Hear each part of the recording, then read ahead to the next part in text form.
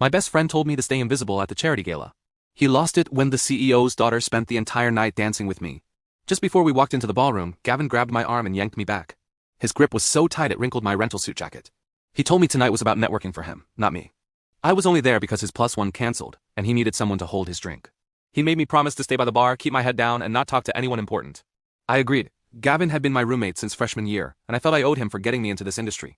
What I didn't know was that he'd been taking credit for my work for the past 18 months. Inside, Gavin immediately spotted Richard Whitfield, the CEO, and practically sprinted toward him. I did what I was told and found a quiet spot near the bar. That's when I saw her.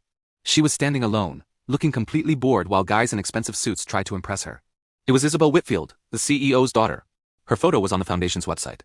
She caught me staring, and to my surprise she smiled and walked directly toward me. She asked if I was hiding too. I told her I was under strict orders to be invisible. She laughed and said invisible people were usually the most interesting ones. We talked for 20 minutes about everything except business. Then she mentioned a brilliant proposal her father had received about restructuring their nonprofit partnerships.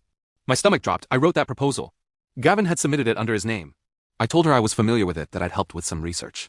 Just then, Gavin found us, his face instantly turning pale. He wedged himself between us, introducing himself as the author of that very proposal. Isabel looked confused. Gavin laughed, put his arm around my shoulder, and told her I was just his assistant, apologizing if I'd been bothering her. Her expression hardened. She asked me directly if I worked under Gavin. I quietly said, technically yes. She excused herself and Gavin hissed at me. I told you to be invisible. He threatened my career if I cost him this opportunity. An hour later, Isabel found me again. She held up her phone, showing me an email chain between Gavin and her father's assistant. The attachment was my original document, with tracked changes showing Gavin had only added his name. Something had felt off to her. She asked me point blank, "Did you write this?" I couldn't lie anymore. I told her the truth. The band started playing a slow song, and she asked if invisible people danced. I said this one did. We danced for 3 songs while Gavin watched, his face getting redder by the minute. When the music stopped, he stormed over and grabbed my arm again, yelling that we were leaving. Isabel stepped between us and told him to let go. Gavin sneered, calling me a nobody, a charity case he'd been carrying for years. That's when Isabel showed him the email, asking if he wanted to explain the document's metadata to the whole room.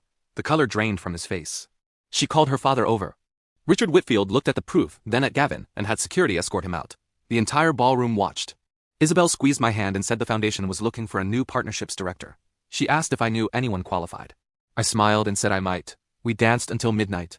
Gavin was fired the next Monday, and they discovered he'd stolen work from 6 other junior employees. 3 weeks later, I started my new job at the Whitfield Foundation. And yes, Isabel and I had dinner last Friday. Thanks for watching.